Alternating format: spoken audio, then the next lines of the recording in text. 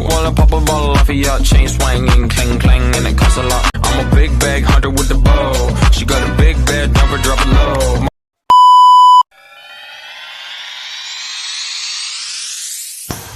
Perkenalkan, nama saya Selawati sebagai narator pertama yang akan membacakan materi pertama, yaitu mengenai syarat-syarat dan indikator seorang konselor.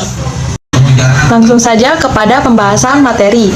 Nah, supaya pembimbing atau konselor dapat menjalankan tugasnya dengan sebaik-baiknya, maka pembimbing harus memenuhi syarat-syarat tertentu, yaitu 1. Seorang pembimbing harus mengetahui kemampuan yang cukup luas, baik segi teori maupun praktek.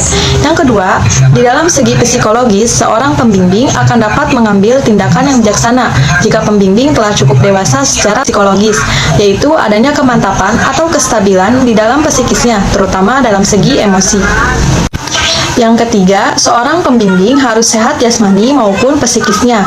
Apabila jasmani dan psikisnya tidak sehat, maka hal itu akan mengganggu di dalam menjalankan tugasnya. Yang keempat, seorang pembimbing harus mempunyai kecintaan terhadap pekerjaannya dan juga terhadap individu yang dihadapi. Sikap ini akan menimbulkan kepercayaan terhadap anak atau konseli. Masih lanjutan dari syarat-syarat atau indikator seorang konselor. Selanjutnya, seorang pembimbing harus mempunyai inisiatif yang baik, sehingga dapat diharapkan usaha bimbingan dan konseling berkembang ke yang lebih sempurna demi untuk kemajuan sekolah. Kemudian, karena bidang gerak dari pembimbing tidak terbatas pada sekolah saja, maka seorang pembimbing harus supel, ramah, tamah, sopan, santun di dalam segala perbuatannya. Dan yang terakhir, seorang pembimbing atau konselor diharapkan mempunyai sifat-sifat yang dapat menjalankan prinsip-prinsip serta kode etik bimbingan dan konseling dengan sebaik-baiknya. Nah, mungkin hanya itu yang dapat saya sampaikan mengenai syarat-syarat atau indikator seorang konselor. Materi selanjutnya akan dibacakan oleh rekan saya, yaitu Indah Nurfauzia. Nah, untuk yang kedua yaitu ada perilaku dan pribadi seorang konselor. Sikap dan atau perilaku seorang konselor sekurang-kurangnya yaitu ada 6. Pertama, kemampuan berempati. Yang kedua, kemampuan membina keakraban. Lalu, memiliki sifat terbuka, menunjukkan sifat aslinya, menerima klien, dan tentunya menghargai klien. Lalu, yang selanjutnya ada pribadi dari seorang konselor. Pertama, konselor merupakan pribadi yang intelijen. Seorang konselor memiliki kemampuan berpikir verbal dan kuantitatif, lalu memiliki penalaran dan mampu memecahkan masalah secara logis.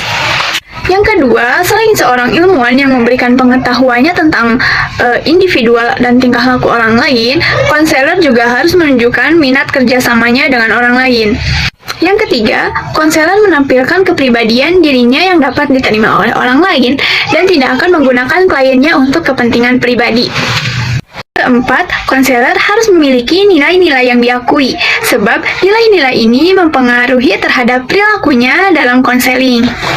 Yang kelima, konselor harus memiliki sifat toleransi terhadap masalah-masalah dan mampu menghadapi hal-hal yang kurang menentu tersebut tanpa terganggu profesinya. Dan yang keenam, konselor cukup luas untuk memahami dan memperlakukan kliennya secara psikologis tanpa tekanan-tekanan sosial dan untuk memaksa kliennya menyesuaikan. Baik, materi selanjutnya yaitu materi ketiga mengenai kompetensi yang harus dimiliki oleh seorang konselor. Konselor adalah seseorang yang memiliki keahlian khusus dalam bidang pelayanan konseling. Seorang konselor yang efektif yaitu konselor yang memiliki sikap peka terhadap dirinya maupun orang lain.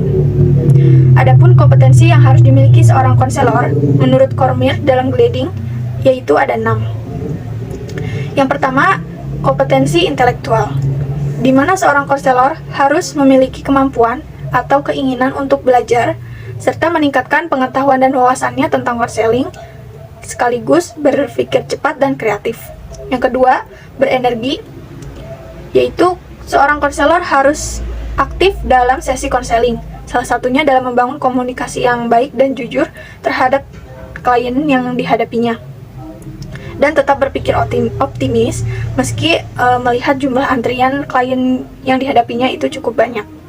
Yang ketiga, dukungan, yaitu seorang konselor harus memiliki kemampuan untuk bisa mendukung dan mendorong klien dalam mengambil suatu keputusan, dalam mengatasi masalah yang dialami para klien. Serta konselor juga bisa memberi atau menaikkan tingkat harapan para klien. Yang keempat yaitu keluasan, di mana seorang konselor harus memiliki kemampuan untuk bisa beradaptasi dengan apa yang dilakukan klien guna untuk memenuhi kebutuhan para klien. Yang kelima yaitu niat baik. Seorang konselor harus memiliki kemampuan atau memiliki niat yang baik, yaitu untuk membantu para klien mengatasi masalah yang dialaminya, serta memberikan harapan kepada klien untuk bisa mengatasi masalahnya. Yang keenam yaitu kesadaran diri atau pemahaman terhadap diri.